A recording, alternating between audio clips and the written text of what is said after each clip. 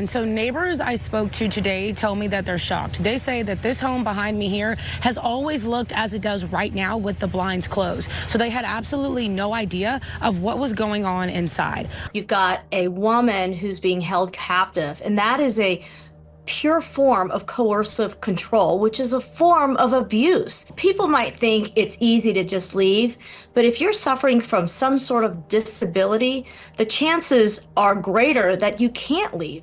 Imagine being disabled, waking up every single morning in the same locked room.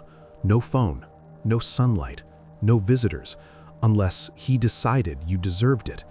And the only thing standing between you and starvation was a single egg left on a nightstand by the man who promised to love you forever. This wasn't a stranger, this was her husband. And while he smiled at neighbors, drove to work, and played the role of a respectable family man, Ruby Rivera Johnson was living inside an invisible prison. Not for a week, not for a month, but for 5 long years, trapped inside a bedroom of their $1 million mansion in Clear Lake, Texas. Behind the closed blinds of that luxury home, James Earl Johnson had built a nightmare. He controlled her food, her freedom, her voice. To the outside world, he was a master electrician earning $18,000 a month, a man with status and stability. But inside, he was punishing his disabled wife in ways no one could see. And it was one mistake, one phone left within reach, that would finally expose him, tearing down the facade and revealing the horror hidden behind wealth and respectability. Now, let's talk about the man who would become the center of Ruby's world for over 10 years. James Earl Johnson, a 46-year-old man who, according to everyone who knew him, was the definition of a devoted husband, a hard-working provider, and well-known community member. On the surface, James Earl Johnson seemed like the picture of success. At 46, he had built a career as a master electrician in Houston, earning $18,000 a month. He lived in a sprawling 6,783 square foot mansion on Crown Ridge Court, a home valued at over $1 million, with 5 bedrooms, 8 bathrooms, and immaculate landscaping. Neighbors greeted him by name, his family attended community events, and everything about his life suggested stability, responsibility, and trustworthiness. To outsiders, he was exactly what a husband, father, and community member should be. But as often happens, appearances can be dangerously deceiving. Behind the pristine facade, James was orchestrating a nightmare that would remain hidden for years. Court documents and law enforcement reports now paint a chilling picture. A man who created a system of control and terror within his own home. His wife, Ruby Rivera Johnson, 46, a disabled woman, was trapped in a carefully constructed prison. While the specifics of her disability have not been publicly disclosed, it was severe enough to prevent her from living independently, leaving her entirely reliant on her husband. This reliance, however, became a tool of abuse as James manipulated, isolated, and starved her over a period of 5 years. And the horrors of her daily life were almost unimaginable. Ruby's existence was strictly scheduled. She was confined to a single bedroom, denied access to a phone, and largely cut off from medical care.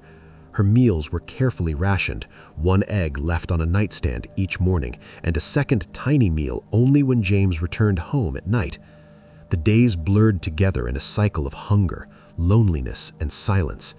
Every aspect of her life was controlled, stripped of her own control, and reduced to the most basic survival.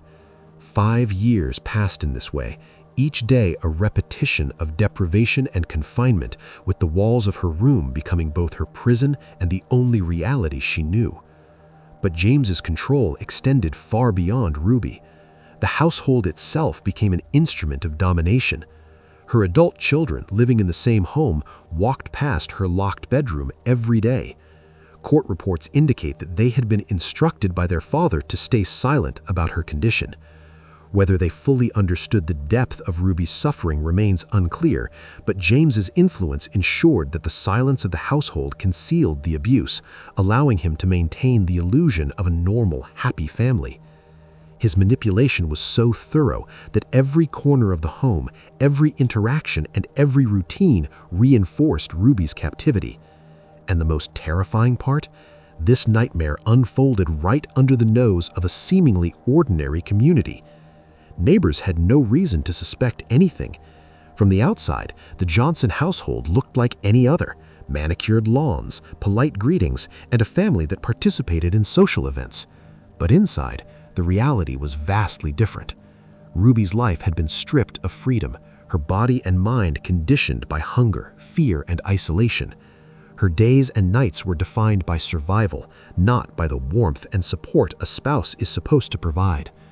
By the time law enforcement finally intervened, the full scale of the abuse was shocking. The abuse went undetected for years. In November 2025, Ruby had managed to place a call to the police. Officers responded to the home, but Ruby and her children had been instructed by James to remain silent. Because of that, the officers had no option but to leave without filing a report. No documentation was made, no follow-up occurred, and Ruby remained trapped. 4 more months passed in the same cycle of deprivation and fear, her cries unheard, her suffering invisible. Then, on March 6, 2026, James made the mistake that would expose him. James left his phone on the nightstand, and Ruby saw it. This was her chance. If she ever wanted to escape from this prison, she had to act now and fast. For the first time in years, she had a lifeline. Summoning every ounce of courage in her, Ruby picked up the phone immediately and dialed 911. By then, the psychological and physical abuse she had endured had forged an unbreakable resilience. But James's immediate response revealed the depth of his control. He caught her in the act, and without remorse, he struck her, carried her back to the bed. He proceeded to hang up the 911 call himself. He tried to erase the evidence of her desperate attempt, but it was too late. That single moment, that single oversight would shatter the secret that he had maintained for half a decade. Within moments of her 911 call, authorities were mobilizing toward the Crown Ridge Court home, finally confronting the reality of what had been hidden in plain sight for 5 years. Whoever picked the call knew something was wrong, and they needed to check what was going on. And their guess was right, as what they would uncover inside that mansion was far worse than anyone could have imagined. When detectives arrived and searched the house, they uncovered more than anyone expected. Behind the polished look of the mansion was a hidden prison.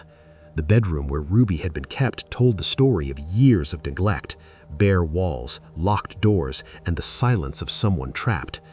The investigators saw the truth. This was not a home, but a place of control and suffering. The accolades of the mansion had hidden a nightmare inside. Every detail they found, the restricted food, the lack of medical care, the isolation, proved that Ruby had been living in captivity. When officers arrived, the first priority was Ruby's safety. Medics were brought in to assess her condition and transport her to a hospital for immediate care. Her health, already compromised by years of minimal nutrition, isolation, and lack of medical attention, required urgent evaluation. Meanwhile, law enforcement secured the house, ensuring that no one could tamper with the scene while investigators arrived. The initial assessment revealed the horrifying scope of James's control. The bedroom where Ruby had been confined was locked and had been modified to prevent her escape. Investigators began documenting everything: the locks, the physical setup of the room, and evidence of prolonged deprivation, including the single egg left as her daily sustenance. Officers collected any materials that could serve as evidence, from household items used to enforce control to items indicating the abuse's duration and severity. This case was no longer a report of potential abuse. It was now a full-blown felony investigation. James had already demonstrated through his actions that he would resist accountability, including the physical altercation immediately after Ruby's 911 call. Every step in the process required careful handling to ensure Ruby's testimony could be documented accurately and preserved for prosecution. Investigators also had to consider the children living in the house, both as potential witnesses and as individuals who might have been manipulated by Johnson. The investigation team began methodically, building a case that would withstand scrutiny in court. They interviewed Ruby, collecting her account of 5 years of captivity, the restrictions imposed on her, and the physical and emotional abuse she endured. Forensic teams combed through the mansion, documenting structural modifications, potential tools of confinement, and any evidence linking Johnson to the systematic abuse. Right now, a man accused of locking his disabled wife in a bedroom for years is out of jail. James Earl Johnson of Clear Lake is charged with felony abandonment of an elderly or disabled person and injury. Prosecutors say he kept her in a bedroom for 5 years with no phone, limited food, and no way to escape in an emergency. Court documents allege the victim was able to call for help after Johnson left his phone on a nightstand. He's due back in court next Wednesday.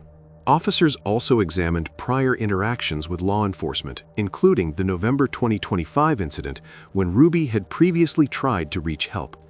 The prior response, or lack thereof, highlighted systemic failures.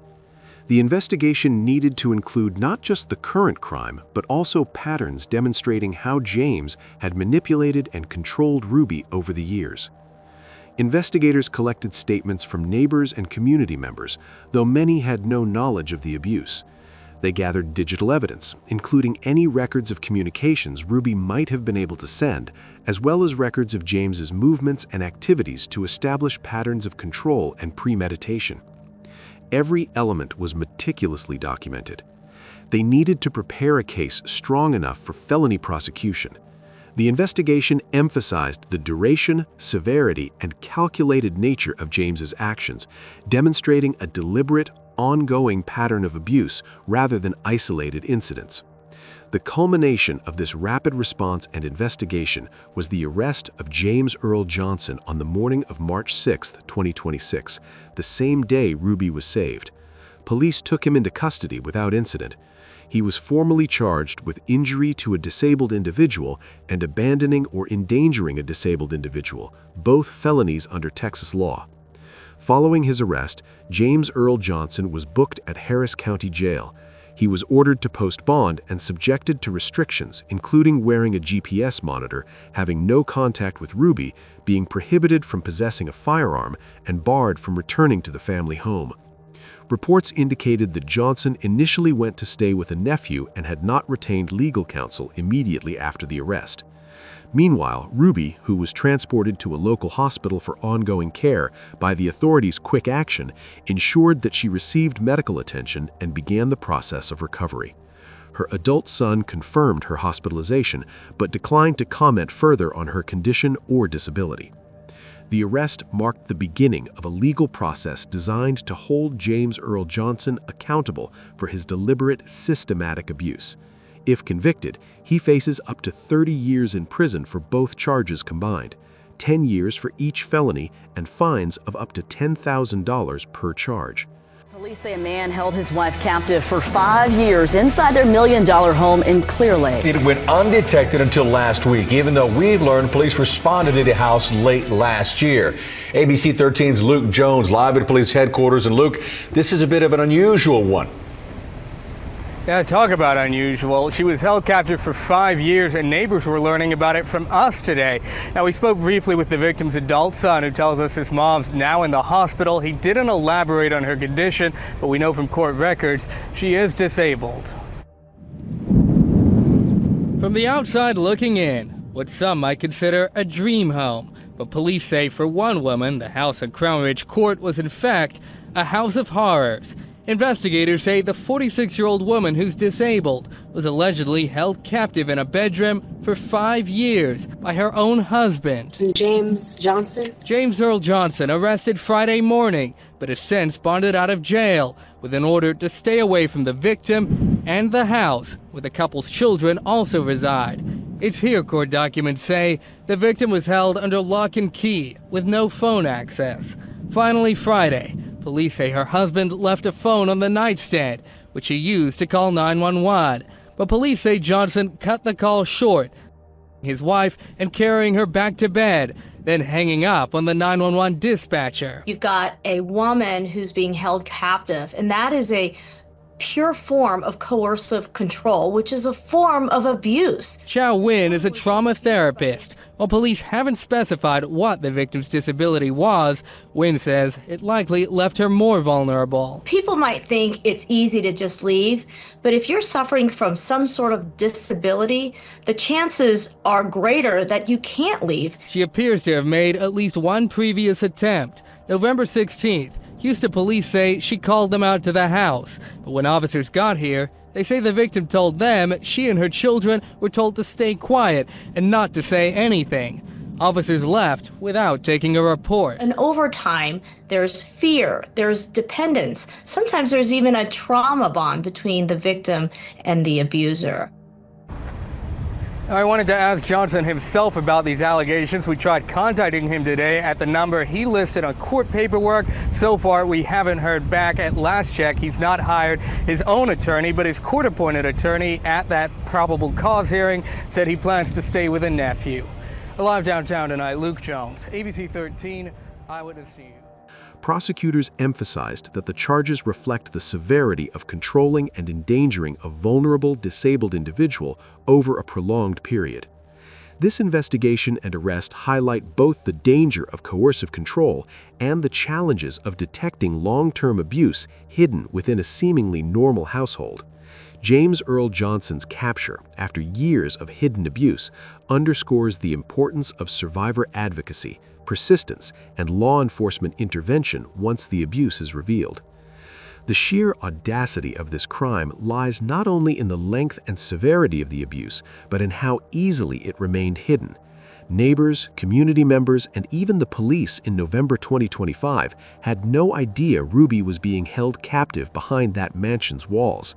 James's outwardly respectable image and meticulously constructed routines concealed a 5-year campaign of control, deprivation, and violence. One of the most troubling parts of this case isn't just the captivity, it's what happened when Ruby first reached out for help. On November 16, 2025, she managed to call police from inside the home. Responding officers arrived at the mansion, but Ruby and her children, instructed by James not to speak, did not tell them what was happening. The officers left without documenting anything. That moment has become central to public conversation about law enforcement response protocols, especially when vulnerable individuals make limited or indirect contact with police. Many advocates have pointed to that missed opportunity as a critical failure. Ruby Rivera Johnson's escape and call for help were not a matter of luck, they were an act of survival, patience, and immense courage. After 5 years of enduring systematic abuse and manipulation, she finally took a decisive step that shattered the prison her husband had constructed. This case is a stark reminder of how domestic abuse can exist in plain sight, hidden behind wealth, appearances, and the facade of normalcy. Cases like Ruby Rivera Johnson's highlight a disturbing reality. Abuse and captivity can exist undetected for years, even in seemingly ordinary or affluent households.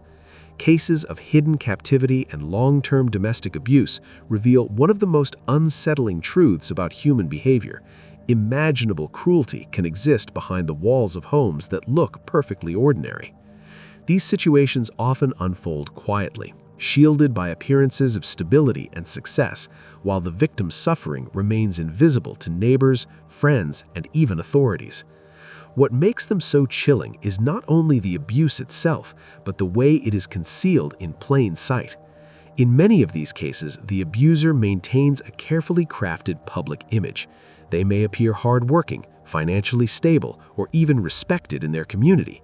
Outwardly, they seem trustworthy, but behind closed doors, they exert total control over a vulnerable person, often a spouse, partner, or child, whose ability to resist is limited by disability, dependence, or fear.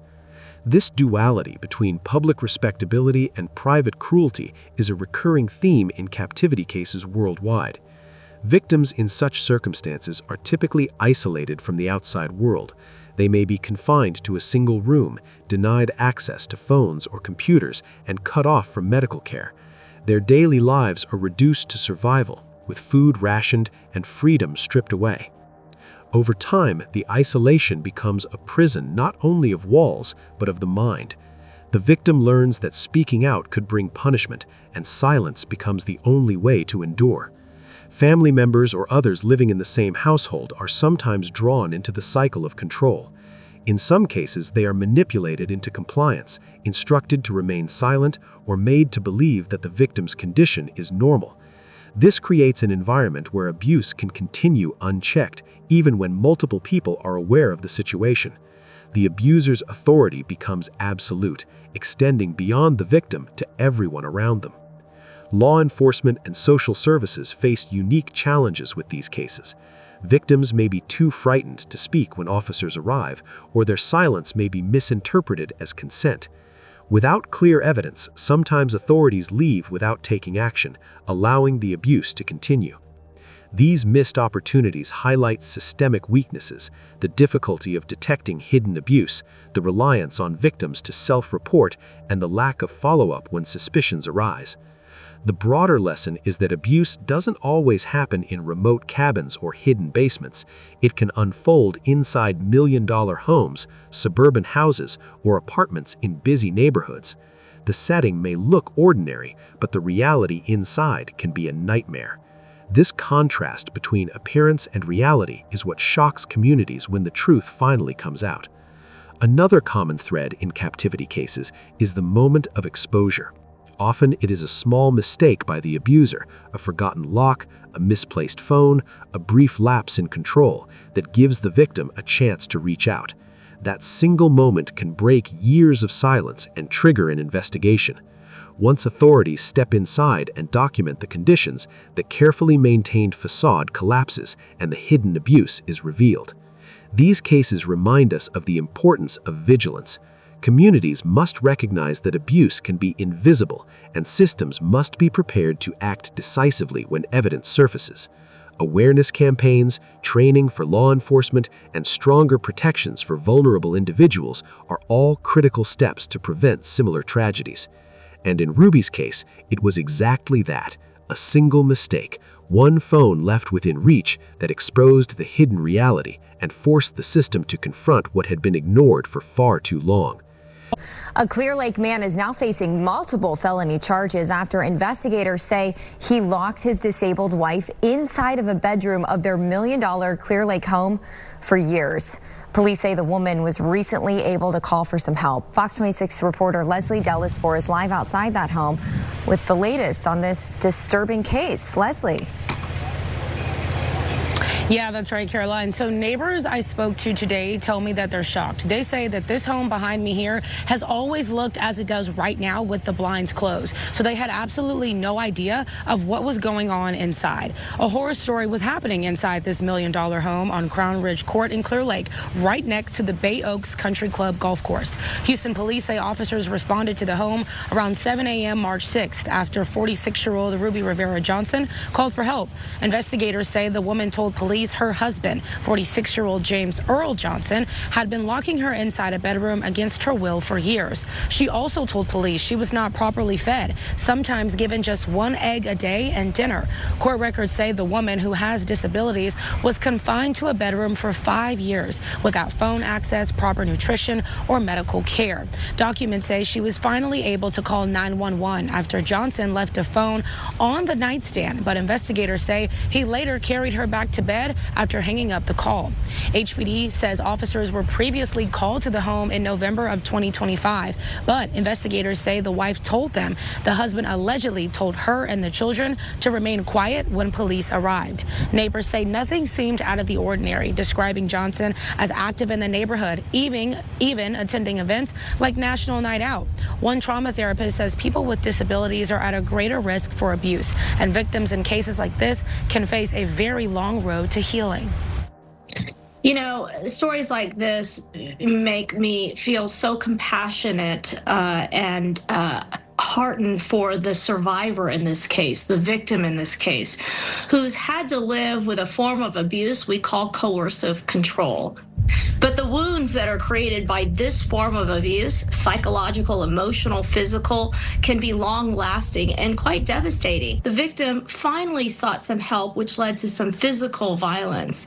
But make no mistake, if somebody's being held against their will for 5+ years, this abuse was long standing. But the road to recovery can be long and hard, but help is available through counseling, through support. There is a lot of help out there. Fortunately, there is a lot of help available in our communities. There are resources, counselors, domestic violence organizations, hotlines. So if you see something that doesn't look altogether normal, might be suspicious, let them know, listen, and say, you know what, here's some resources. Investigators say the case remains under investigation. Now, Johnson's bail was set at $100,000, but court documents do show that at this time he has bonded out. Reporting live from Clear Lake, Leslie Delaspore, Fox 26 News. Neighbors described James Johnson as polite, welcoming, and well-known in the area. He appeared at community events like National Night Out and interacted freely with people in the neighborhood, which makes the reported captivity all the more shocking. The case rapidly drew attention because it illustrates how abuse can remain hidden even when outward appearances suggest normalcy and stability. Ruby's 5-year confinement was not obvious to anyone outside the home, not neighbors, not friends, and not even police on their first visit. As of March 2026, James Earl Johnson is awaiting trial. Multiple news outlets report that court dates are scheduled, but no conviction has been reached yet. Ruby Rivera Johnson has been released from the home and remains under medical care, though specific details about her health and disability have not been publicly disclosed out of respect for her privacy. This incident shows how coercive control, where someone uses psychological, economic, and physical dominance to keep another person isolated and dependent, can be overlooked when it's wrapped in normal life. James Johnson lived a routine, respectable life in the community while allegedly keeping his wife secluded in a locked room for years. It's a sobering reminder that abuse doesn't always look like it does in movies or headlines. It can hide behind wealth, privilege, and the quiet routines of everyday life. And often, survivors make a call for help when and how they can, sometimes only once, in the hope that someone will finally listen. Ruby Rivera Johnson did just that, and her story is now being heard. What James Earl Johnson had orchestrated was not a fleeting act of cruelty, but a systematic, long-term exploitation of a vulnerable woman, a case that demonstrates how appearances can conceal imaginable horror. To the outside world, he was a successful electrician living in $1 million mansion. Inside those walls, however, Ruby Rivera Johnson's life was reduced to survival under his control. The tragedy of Ruby Rivera Johnson is a stark reminder of the silent suffering that can take place behind closed doors, and how easily a life can be controlled when power, manipulation, and fear are combined. For 5 years, her world had been reduced to the walls of a bedroom, the ration of an egg, and the cruelly enforced obedience demanded by the very man she trusted. What do you think about it? Let us know in the comments below, and if you found this story intriguing, please like, share, and don't forget to subscribe for more stories like this.